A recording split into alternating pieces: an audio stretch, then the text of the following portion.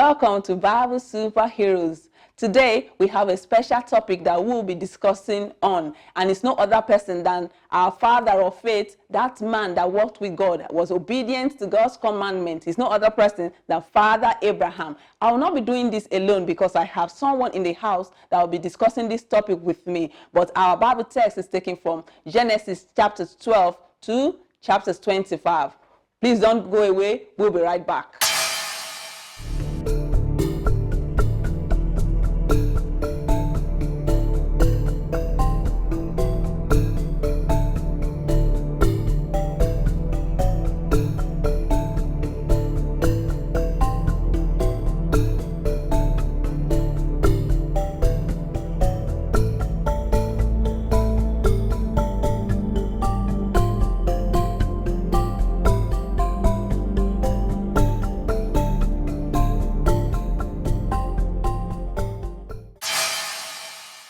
Welcome back. Like I told you earlier that we have a wonderful guest in the house that will be discussing the topic Father Abraham with me.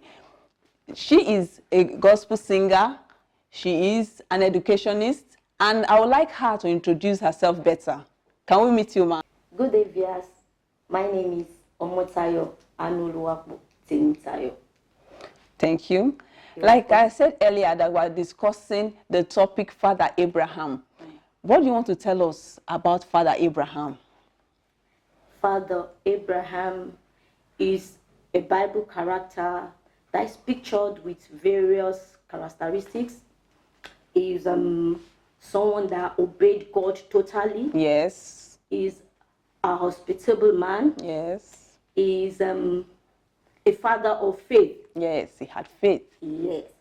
And he was taken to be someone that the Bible called a friend of God. Yes. So before there will be a record for someone to be called a friend of God, definitely that person must have been in a relationship that is very, very good with God. There was this time that he'd had issue because of Sarah's impatience, because he wanted a child, he was getting old. Sarah wanted a child and Sarah was getting old. What happened?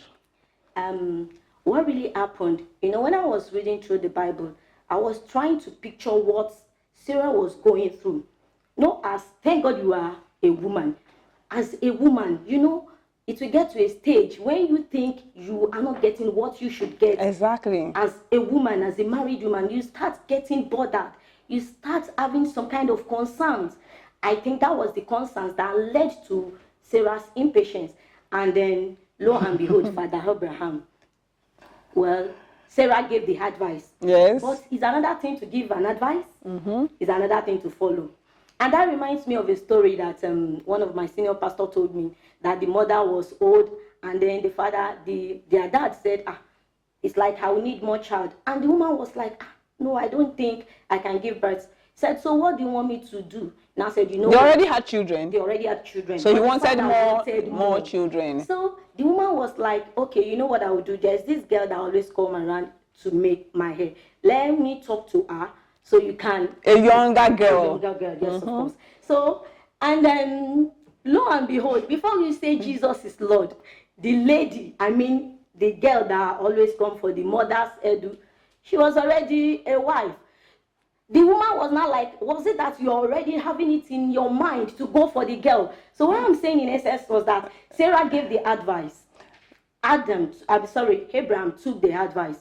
But what exactly are you talking about the advice? What kind of advice? What I'm trying to say is that the advice that was given to Abraham, because he's human anyway, with all the characteristics I gave, is somebody with human weaknesses as well. So you are talking about weaknesses in Abraham made him to go for that.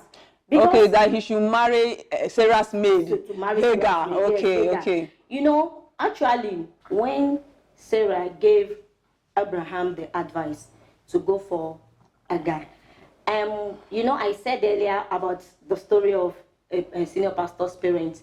To me, I felt Abraham wouldn't have gone for that if actually he wasn't eyeing Hagar. Okay, so you are trying to tell me that Abraham was already attracted to Hagar. I just tried to say that. So Sarah just triggered it up. And then lo and behold, he he went in with a guy. But, well, all the same, if you look at the scriptures very well, you discover that even after the birth of Ishmael. God keeps telling Abraham, no, this is not the promised child. I still have a promised child that will be a heir coming from Sarah. And glory be to God, at the end of the day, it was like that. Okay. You know that there was an incident that happened that Isaac was named Laughter. The name Isaac means laughter. Yes. There was a time that some people came to see Abraham, yes, and Abraham welcomed them very well. He gave them food and drink, and they told him that Sarah will still have that child. And Sarah was behind, and she laughed. Yes. She was like thinking, will God still do this at this age? Yes.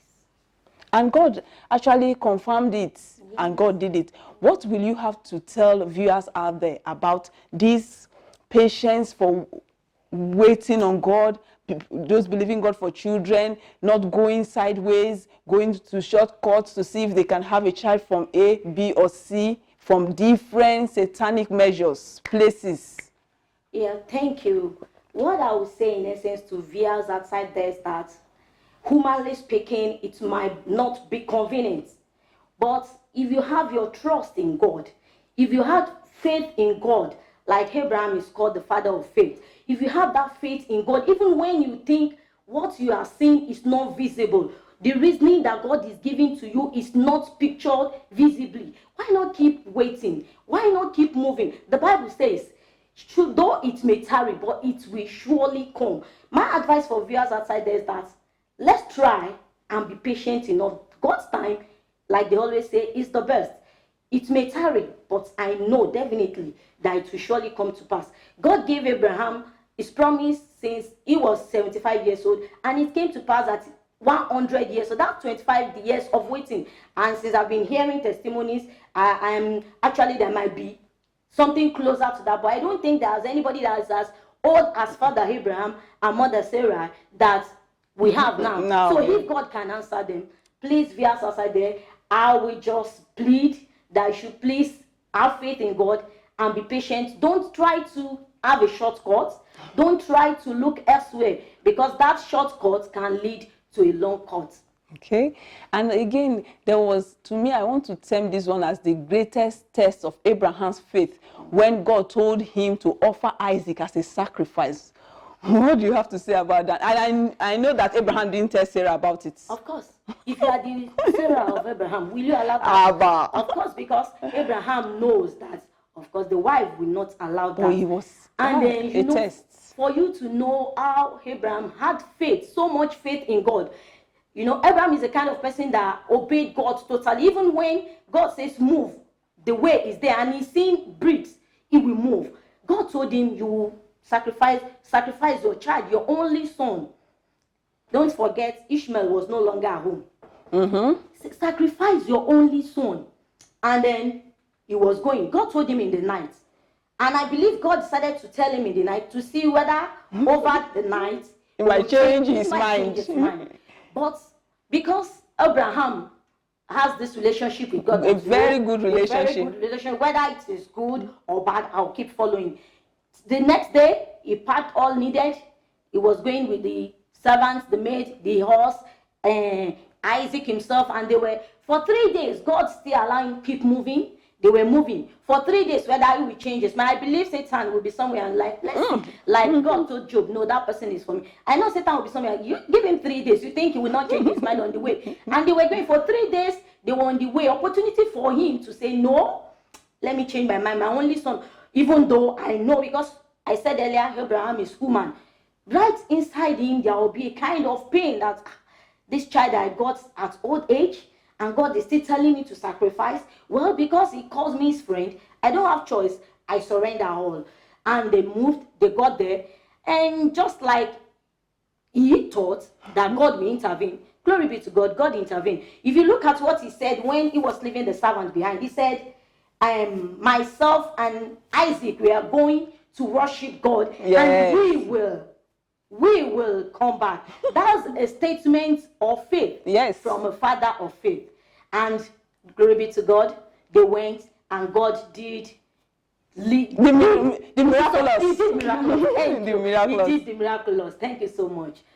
Okay, when we come, we're going to go on a short break. When we come back, we still have more that our guests will tell us about Father Abraham, Sarah, and Isaac. Don't go away. We'll be right back.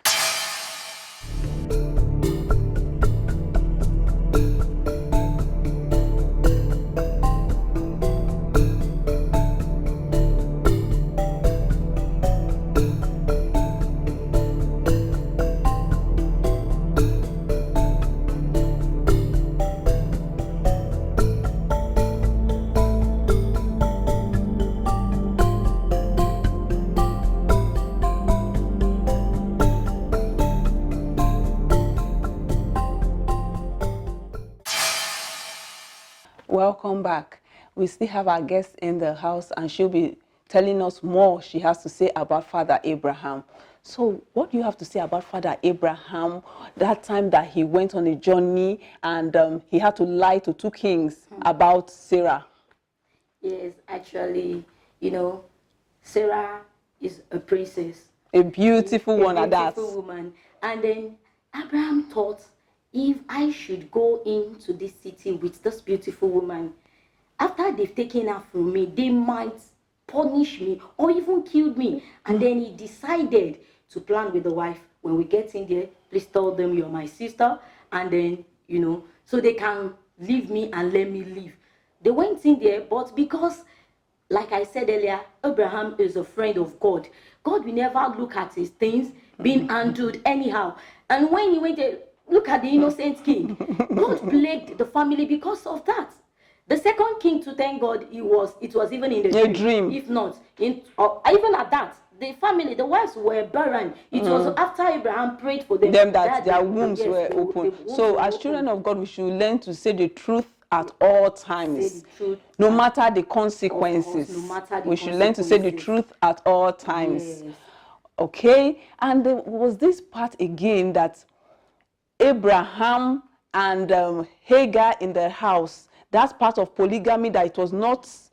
There was no peace. There was no rapport. That I'm just imagining it will have been hell on earth for Sarah when Hagar was pregnant. Can you imagine your slave, someone that you nurture, someone you feed, someone and then all of a sudden, because you gave an advice and it was like not sharing your husband with you. That one, it was even Sarah. She would have put that aside and said, well, because I told you to come. So she would have erased my husband sharing with you outside. But the painful part of it was the aspect of a guy spiting Sarah because he gave birth. And then she was like, oh, I made a mistake. At the end of the day, you see, she had to go back to him and said, may God curse me because of what I've done after she had done it. Because she's a woman. And she felt the pain. A guy spiked and she said, Mr. Man, please, you have to take away this woman. I don't think I can condone it. Again, she went truthfully. She was sent away. But, God in his mercy intervened and she came back. She came back. Like she had Ishmael. Yeah, sorry, she had Ishmael. Even though after that, it was not only the mother that spited Sarah, even the son did so to Isaac. And that was why Sarah said, no, I will not take this. Please, sir, do something. Do the needful before I do it myself. And then, Father Abraham, the always obedient servant, said, okay, my dear wife. And then he sends Hagar and their son away. And they started living a peaceful life. But I know there will definitely be difference between when they were living with Abraham and Sarah, and now that they are out of the there was peace everywhere. And again, God being a faithful God, blessed Ishmael. He did not look down on Ishmael, that Ishmael is not the promised child. Why will I not give him his due blessing? Ishmael was also blessed. And we want to talk about polygamy in our society. Is this something we should encourage? Look at what happened to Abraham, Sarah, and Isaac. Should polygamy be encouraged in our society? At all. It should not be encouraged. Viewers out there, polygamy is not the way out. If it were to be the way out, the Bible in the first place would not have said a man will cleave to a wife. If God... One man, one wife. If God needed two wives, I believe the person that institutes marriage would have said, and a man will cleave to his wife. You know, somebody was telling me, okay, show me in the Bible where God says you should not marry more than one wife. And you can see Abraham, even after Sarah died, they are concubines. You can see Solomon, you can see David. And, you know, I said, well, if you can't read it, why not go to the Genesis, the beginning of the Bible, Genesis, where God says a man will cleave to the person that owns the institution said you will cleave to. Definitely that was how he wanted it, but because, you know, we human beings, the way we do our things, very inquisitive, very wanting to see what was not there, and that was what happened. So polygamy should not be encouraged. Once again, viewers out there, please, polygamy is not the way. Even you look at what is causing the world now. Yes, hatred, murder, death. To the grassroots, it will cause discord, it will cause hatred, it will cause, even it leads to death, because before you know it, I want my child to be ahead. Even the one that is coming behind, we want the child to be ahead of the ones they make. And before you know it, there will be chaos everywhere. There will be troubles. There will be, you know, a whole lot of things. Can a man love two women equally? The Bible says it. Man cannot serve two masters. It's either it is hot or it is you cannot be mixture, and that is the same thing that is always affecting polygamy. You cannot love them equally, and that is why the strife is always coming in. So viewers, once again, please, polygamy is not the way out. Well, we've heard it all that polygamy is not the way out. We have learned a lot from Father Abraham. He was a man of faith, but despite being a man of faith, he had his own challenges. But because he loved God, he was obedient to God, he still followed God. He was somebody that was conscious of his walk with God. He could hear God. After he made the mistake with Ishmael, this same Abraham, after he waited for a long time, had Isaac. When he had Isaac, Isaac was that child of destiny, just as God has said. And that was not all. He made the mistake of lying to two kings. He lied to Pharaoh, he lied to Abimelech, and by the grace of God, God saved him from that. God had mercy on him. So it shows as Christians we should say the truth, not minding the consequences. And nevertheless, Abraham today is known as the father of faith. He still had Isaac, and he fulfilled purpose. As children of God, let's learn from Abraham. In a nutshell, what can you tell us about Father Abraham? In a nutshell, what I'll say about Father Abraham, like we've been saying earlier, that it's a man of faith. So I want us also, like we used to sing now, Abraham's blessings. And I let that faith in Abraham also, let us as well imbibe it. Let's be a faithful partner with God, a faithful friend. And concerning Sarah, we saw what happened with her impatience. I will advise once again that please let's be patient in whatever we do. And then concerning the polygamy of a thing, I will say once again, please, viewers out there, don't make polygamy an option.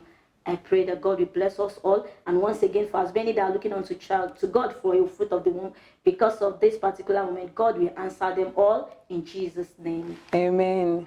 To our viewers, I want you to keep watching this show, that as you watch, we are learning together. There are many more things we'll learn together. And to the cast and crew of this show, I want to say a very big thank you. And to my dear sister, thank you I appreciate you. Thank you for gracing this show. Thank you very much. I hope to see more of you. Thank you so much. Don't worry. Till we meet again, it's bye.